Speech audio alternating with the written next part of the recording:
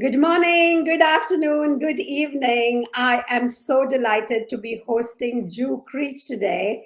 Ju is a repeat Thrive mentor. She is a PhD in chemistry and does this amazing role at Syngenta. But what I'm reminded much more of Ju is as the winner of Thrive Mentor of the Year last year.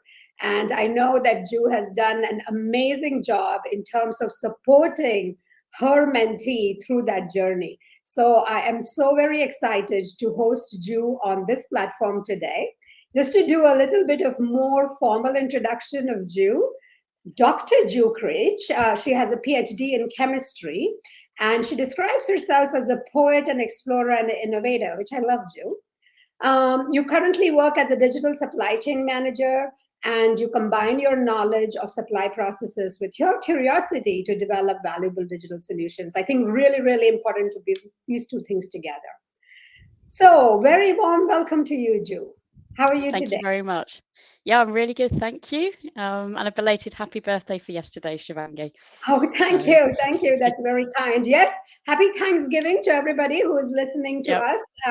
I think it's really a great time of the year. And I, of course, perennially feel thankful towards, all Thrive mentors and mentees, but especially mentors like Ju, who I know have made a substantial difference to the lives of their mentees. And I say mentees because Ju has had several mentees with Thrive. So, Ju, today the occasion is slightly different, and of course, we can talk a little bit mentoring. But I am very interested to know a little bit more about your life trajectory. Tell me a little bit about how life was for you as you were growing up, and also maybe link it to how your, let's say, more formative years have impacted your professional decisions and your professional life today. yeah, great. So I was born in Bristol in the United Kingdom, and I'm the youngest of three daughters. And my parents were both secondary school science teachers with a passion for science, traveling, languages, and meeting people from different backgrounds, which you might notice is a theme with me later on. I was really lucky because they were loving and wise enough to allow us to learn about things that we were interested in rather than force, say, gender stereotypical girl things on me, which was just as well. And my dad was really happy to show me how to solder using a soldering iron age 5, and I started wiring the house plugs age 5 as well. So I'm really grateful to him for that. And we were also really encouraged to get out and about. And my big hobby was girl guiding or Girl Scouts, if that doesn't translate. And so I was a brownie, then a guide, then a ranger, then a guide leader. And I was a guide leader in the UK for 15 years. And that meant loads of like annual camps, lots of outdoors, lots of hiking, and a love of developing other people, because guiding is all about developing yourself, but developing your patrol. And then as a leader, developing the units, the girls and the units you work with. And that sort of lives on in me today. I also love learning languages, reading, writing poetry, and science. And it was actually a combination of chemistry with German, which was a new degree in those days, that I left home to study. And my first taste of Basel, Switzerland, you probably know I live in Basel, Switzerland, was as a third year undergraduate doing a one whole year research and development internship. And I still have friends from that time today, and that gave me my love of Switzerland, which I finally came back to. As you've mentioned, I did a PhD in chemistry, and I started working in a chemical factory in Huddersfield in the United Kingdom. Then I moved to the south of France, where I had to learn French. Then I moved to French-speaking Switzerland, again in manufacturing. And I think I was the youngest member of the department, the boss, the only direct production female speaking my third languages, and that was an amazing experience to have.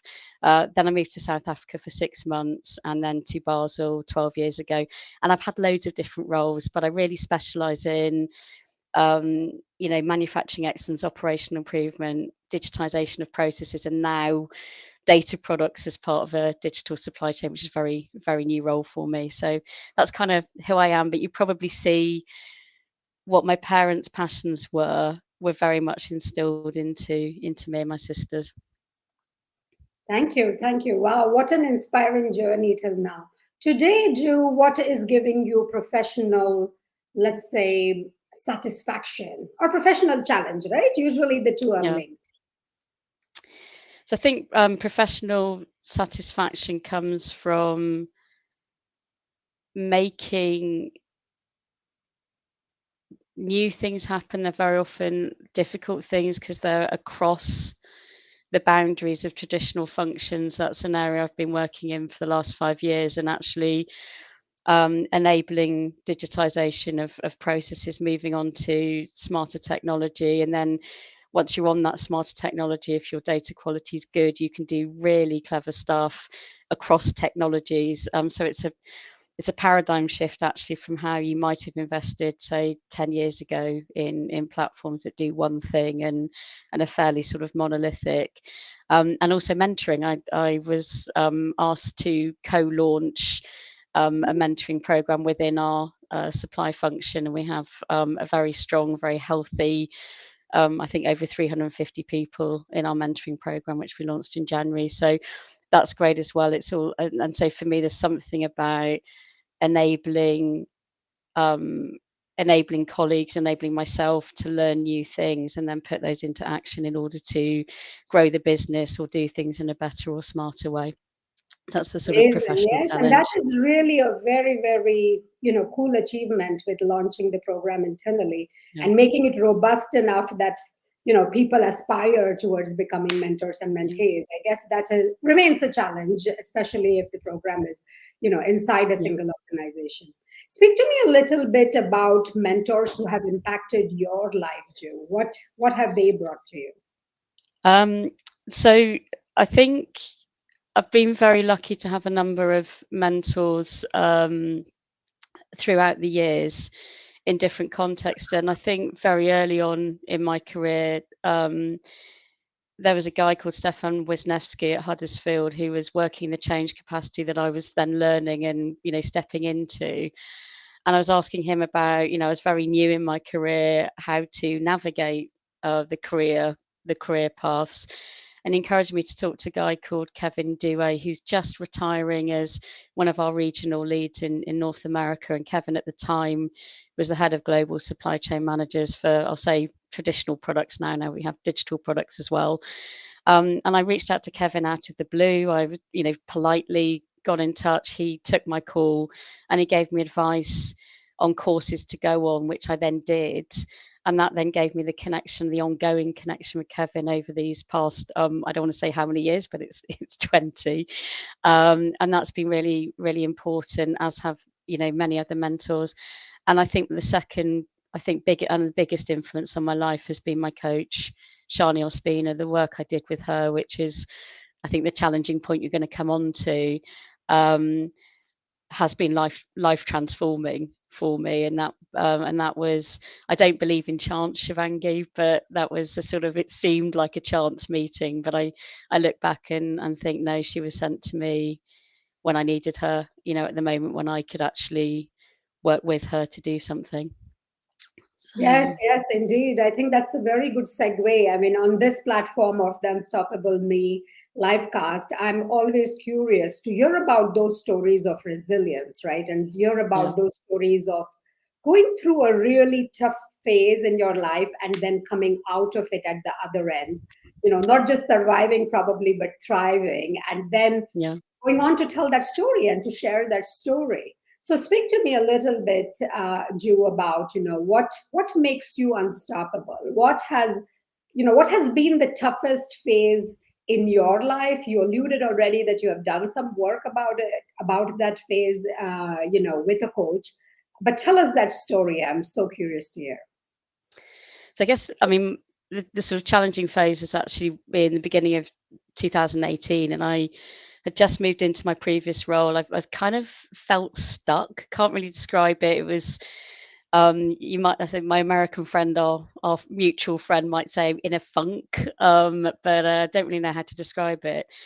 And I went on a course, and on that course, and the course was recommended by, again, a mutual friend, who was designing this course with someone I'd also worked with. It was outside of our company. I wanted to go on it. We couldn't make the funding happening in the company, so I decided, well, I'd pay for it myself. And through that, I met Shani, and through the process I went on the course, I realized there was something behind my stuckness, but I didn't actually know what. I couldn't really identify it. The course wasn't designed to do that for me, but it did highlight there's something here.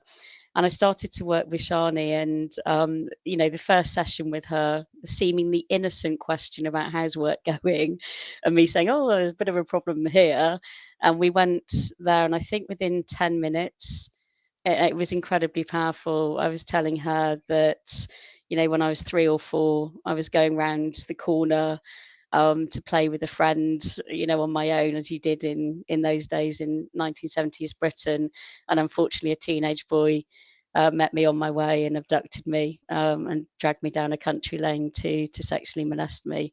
And even at those days, I stopped him doing as much to me as he wanted to. So this kind of feistiness was there, has always been there. But there I was, blurting this out to a relative stranger. And actually, for the first time,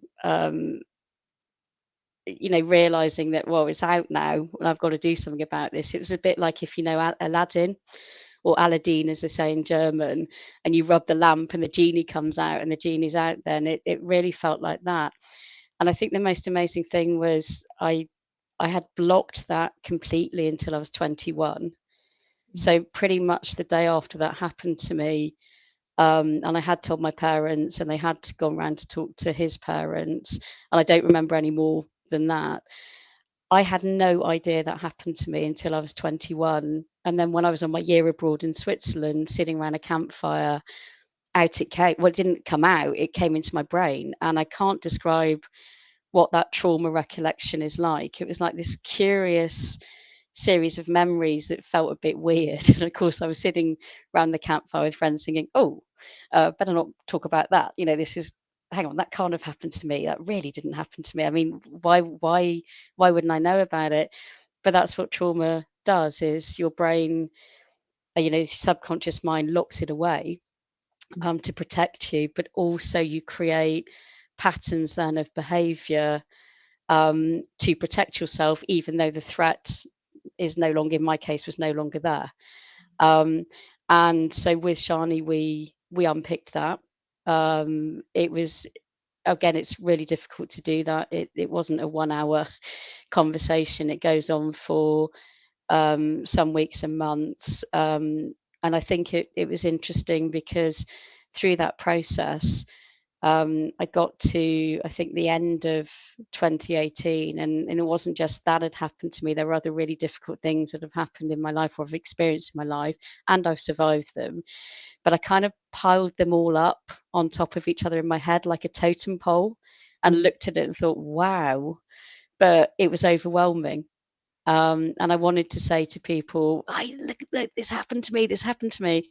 And I knew that wasn't the right thing to do. But I think that was the moment where I really owned it, properly owned it, in a way that then I could assimilate, and then finishing the processing with Shani through 2019. And, she's helped me to process that, let go. And I don't know how to describe it, but it's like you store some negative energy somewhere, and gradually you release it. And after that, you feel brain foggy for a couple of days. It's a 1 hour conversation leads to some exhaustion while your mind is still processing. But when it's gone, you feel lighter, you feel more alive, more energized. I can't describe it. It's tough to go through, but it's amazingly liberating when you get to the other side. So yeah, and I think that's been the thing that actually has really helped me to transform my life.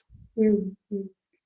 Thank you for sharing that. I know that it is very, very brave to go through the process. I think it's also super brave to share that, because this month, actually, I do these 30 minutes conversations with people, people in my network, but people usually that I don't know. And I've been doing this for several years now. But this year, the themes seem to be getting much darker. And it could probably be because of the pandemic. I don't know what it is, but or people have become more open to reveal, more darker themes in their life. Because I distinctly remember the year before the last, or even the last year, it was much more around career guidance and, how can I progress and how can I negotiate better and those kind of things. And this year, I was telling someone this morning that the themes have been much darker. They have been around depression and suicide and relationship trouble. But to the brink of like an identity crisis and what do I do with my life, sort of thing.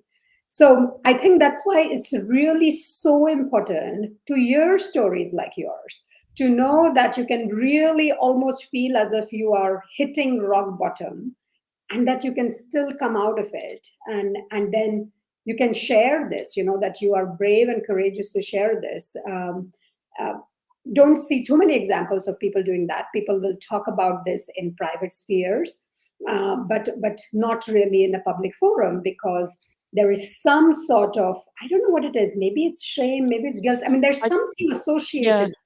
Yeah, yeah. I agree. I think the reason I chose to speak out, I realised at the beginning of, well, through 2019, I think that I had only ever told a handful of people, really trusted female friends, dead of night, midnight, you have got to keep this secret. This is secret. Because it's so taboo. It's a taboo Mm, subject. Sexual harassment, sexual molestation is a taboo subject, but it happens a ridiculous amount across the world. And abduction is the realm of nightmare bogeyman dreams. Abduction is less common in the statistics I can find. They're Western countries that report it. I have to stress that.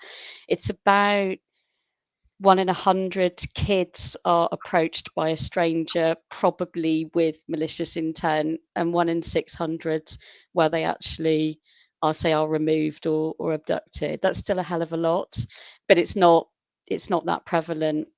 Um, and it is completely taboo. And I realised a couple of years ago that I'd been living in a shadow, and I call it the Shadowlands. It's something where it's got to be secret. I shouldn't talk about this. And what I realised was it's kind of perverse, Shivangi, mm, in that I'm hiding my truth, and yet the people that perpetrate these abuses walk very often free. And so I wanted to shine my spotlight onto this corner of society and say, look, it's happening, and it's happening too often, and these are the signs to look for. And let's be good adults here. Let's step in and stop this happening, or let's get the system and the society that don't support this by through ignorance and avoidance anymore. And I think the other thing you pick up on is shame. I think again, from my reading on the subject, the most common reason people don't talk about it is shame. And there's something that the perpetrator does to the person they're doing it to, which is, you've got to keep it secret. You're damaged. It's your fault. I did this to you, and all of that rubbish. And we've got to turn that around. And I think, I'm choosing to shine my spotlight on this because it is a taboo subject, because I believe we should talk about this stuff more often. And I also believe that if people knew how prevalent, certainly, sexual abuse is, and that's of any gender, not just specifically against people who identify as women, um, they would be more horrified, or maybe choose to act or step in at the early signs better than we do currently. Where, quite frankly, many people don't feel safe at night. And me, I was going to play in a friend's paddling pool round a corner in a really safe area in broad daylight. I mean, it was crazy, and unfortunately, that teenager was there. So yeah. I think it's something. It's not an easy subject. I think people are fearful of it as well. So I think people don't necessarily want the conversation because it evokes a fear. But I think we have to move beyond that fear, slowly, step by step. But I think it's where we need to go. Undoubtedly. Ju, what would you say to somebody who has been recently at the receiving end of this and, is probably in this horrified, shocked, and, maybe confused state of mind? Yeah. Because like you've said, it has taken years, and it's been a process, and it was something that you even buried so deep in your own subconscious that you could not access it yourself, right? Because it was so Yeah. different. It happened to you, at a very young age. But of course, this is happening every single day, and Yeah. it is happening at various ages. I guess probably as we speak, it is happening to some people.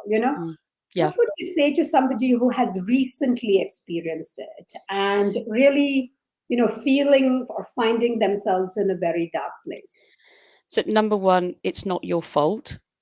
Nobody asks or causes violence against them. It's not your fault. Secondly, get help, get support from a professional. And if you get a pushback, try again, find someone. If you have a friendship group, lean on them, but tell them this is going to be a bumpy journey, that it's really hard. And I'd say that to anyone who is currently supporting someone through trauma work. There isn't a quick fix. Please hang in there, be with your friends. You don't know how much your support is actually helping them at the time.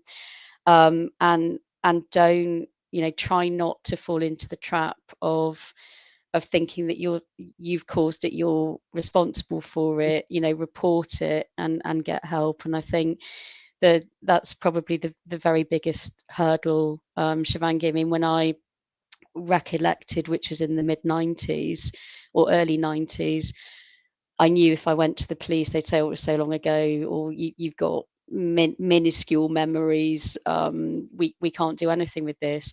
I have actually reported this crime last year. I was listened to. It is on file. They can't do a lot because I've got very, very scant memories.